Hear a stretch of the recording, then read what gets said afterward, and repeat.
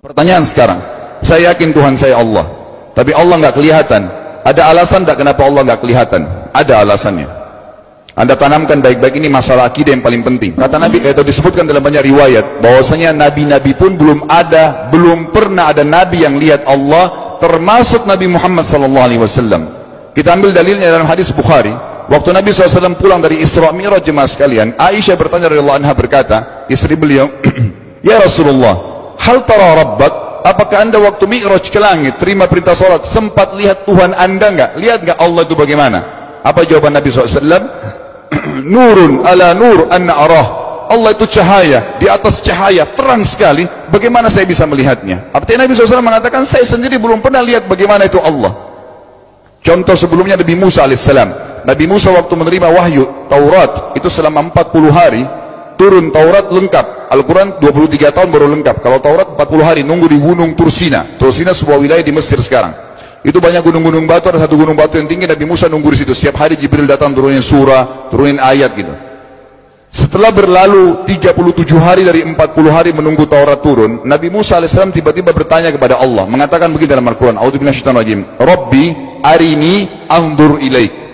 Wahai Tuhanku, izinkan aku melihatmu. Aku beriman kau ada ya Allah, tapi aku ingin lihat kau bagaimana.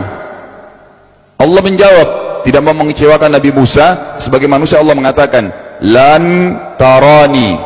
Perlu anda tahu dalam bahasa Arab jemaah sekalian, ada 3 kosakata la, tidak yang berarti tidak. Ada la biasa artinya tidak, ada lam dengan mim, lam artinya tidak pernah, ada lam dengan nun, lan artinya tidak akan pernah. Allah mengatakan apa? Lan tarani, kau tidak akan mampu melihatku wahai Musa. Tapi Allah nggak mau kecewain Musa. Ternyata Musa selama 37 hari jemaah sekalian kagum-kagum melihat gunung-gunung batu di situ. Pergantian siang malam, burung-burung yang terbang, air yang mengalir di lereng-lereng gunung. Lalu dia mengatakan, Allah mengatakan apa?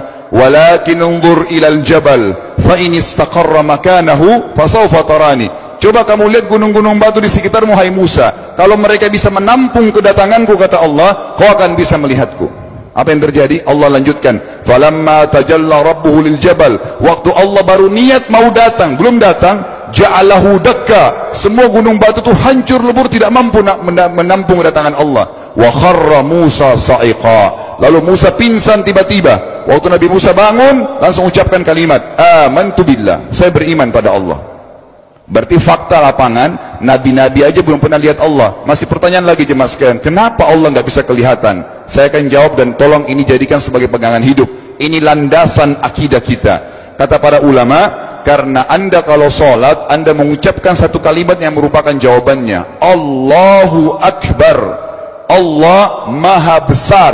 Akbar adalah siga mubalaghah dalam Islam, sesuatu yang melampaui batas, Maha Besar.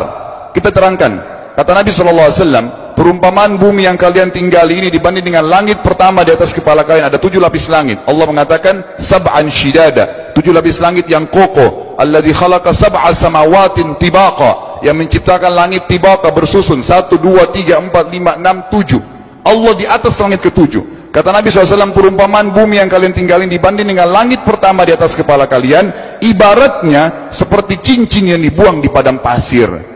Jadi kita tidak akan pernah bisa melihat ujungnya langit karena kita sangat kecil, dan ini terbukti secara fakta. Apakah anda sudah tahu bahwasanya miliaran bintang-bintang yang ada di atas kepala anda yang jaraknya sekian miliar tahun dari bumi, dan sekian miliar tahun lebih besar daripada bumi, sekian miliar kali lebih besar daripada bumi, itu semua berada di bawah langit pertama. Manusia tidak akan pernah bisa memegang langit ini dengan telapak tangannya, karena dari sini saja ke Pluto jaraknya 270 tahun. Nggak bakal bisa ada astronot dikirim kena mati di tengah jalan. Jaraknya jauh sekali bintang-bintang, dan semua berada di bawah langit pertama.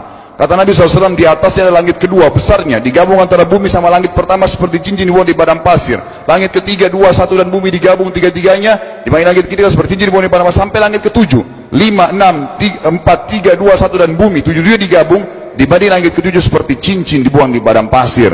Dan langit yang luas ini jemaah sekalian dipenuhi dengan makhluk Allah yang lain namanya malaikat. Dalam hadis Bukhari kata Nabi SAW, waktu saya sedang dimi'rajkan ke langit, tidak ada 4 jari pun ukuran di langit yang luas itu, kecuali saya temukan malaikat yang sedang ruku atau sujud, penuh dengan jumlah mereka.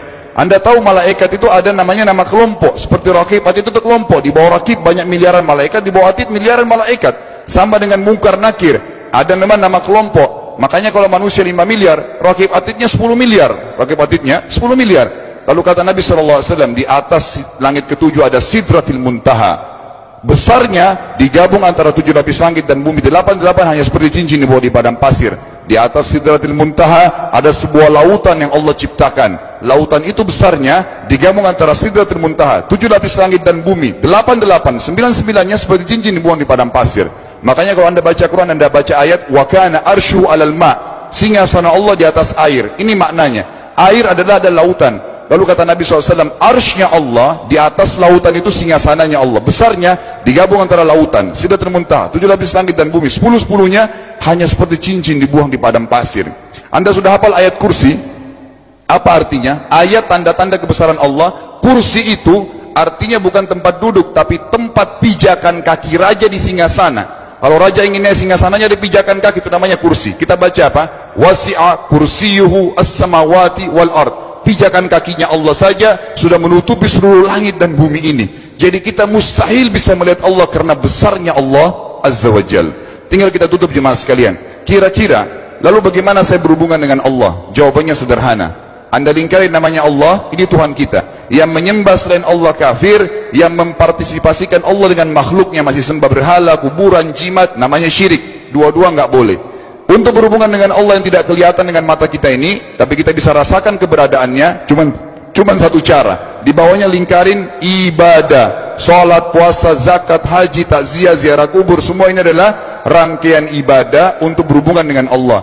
Semua ibadah ini jemaah sekalian harus seperti yang Allah mau, bukan yang Anda mau. Ini penting. Karena kalau tidak seperti yang Allah mau, Allah tidak terima.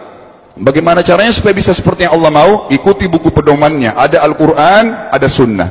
Yang beribadah keluar dari dua pedoman wahyu ini tidak akan diterima oleh Allah. Seperti Anda kalau kerja di perusahaan, pimpinan perusahaan kasih peraturan, Senin pakai baju kuning, Selasa baju hijau, Rabu pakai baju hitam. Datang jam 7, keluar jam 5 sore. Ternyata Anda tidak. Hari Senin Anda pakai baju yang hari Rabu, datangnya jam 9, keluar jam 2 siang, dikeluarkan oleh pimpinan atasannya. Itu baru peraturan manusia.